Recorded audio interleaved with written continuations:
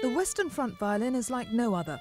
Each piece of sycamore and pine that went into it was selected by its maker Kenneth Popplewell and handcrafted as a tribute to the thousands of men who died on French battlefields during the 1418 war. The violin has been judged by celebrated musicians to be a fine instrument, yet Kenneth Popplewell has never had a single lesson in violin construction.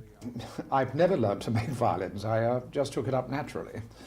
And I've taken violins to pieces, of course, and looked at them and thought to myself, well, I can do the same here, and probably a little better. Where did you get the idea for the Western Front violin, Bob?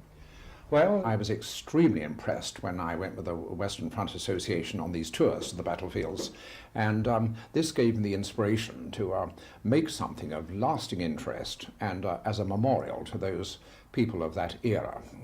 What would the conditions have been like that they were under?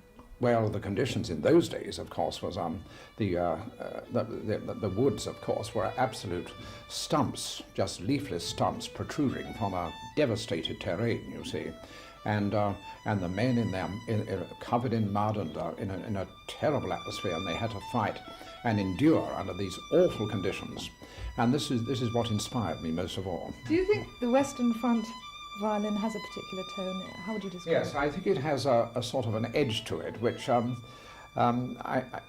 sure was put into the violin when I made it through the instinct of where its origins, where the wood came from.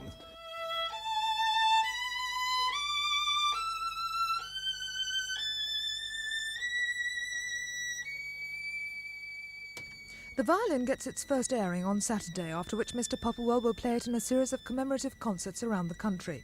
Finally, the Western Front violin will be auctioned and the proceeds given to war charities. Rita Carter in Chiswick for Thames News.